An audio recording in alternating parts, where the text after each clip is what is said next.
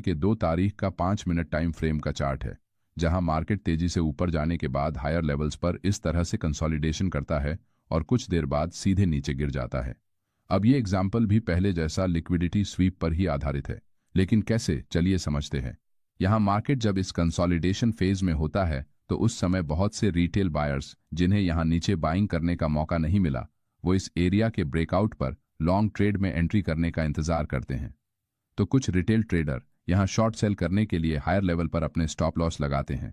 इससे इस एरिया में बड़ी संख्या में लिक्विडिटी जनरेट हो जाती है। कंसोलिडेशन फेज के बाद होने वाले ब्रेकआउट के मुख्य रूप से 4 प्रकार होते हैं, जिसमें सबसे पहले आता है रैली बेस रैली, जहां प्राइस इस तरह से ऊपर आने के बाद हायर लेवल्स पर रुकते हुए फिर से ऊपर जाने से पहले इंड्यूसमेंट क्रिएट करके नीचे की लिक्विडिटी स्वीप करते हुए ऊपर की तरफ रैली कंटिन्यू करती है। दूसरे कंडीशन में प्राइस ऊपर आने के बाद कुछ देर रुककर हायर लेवल्स पर इंड्यूसमेंट यानी कि फेक ब्रेकआउट क्रिएट करके लिक्विडिटी स्वीप कर देती है और रिवर्स होते हुए फिर से नीचे चली जाती है, जिसे हम रैली बेस ड्रॉप कहते हैं। तीसरे कंडीशन में प्राइस हायर लेवल से नीचे आने के बाद कुछ देर तक यहां कंसोलिडेट करती है और अपने लोअर साइड को ब्रेक डाउन करते हुए लिक्विडिटी स्वीप करके तेजी से नीचे चली जाती है। इस प्राइस एक्शन को हम ड्रॉप बेस ड्रॉप कहते हैं।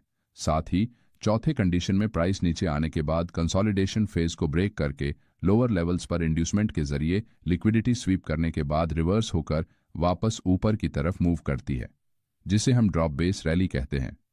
यहाँ ये पैटर्न मोस्टली बुलिश ट्रेंड में दिखाई देता है, तो ये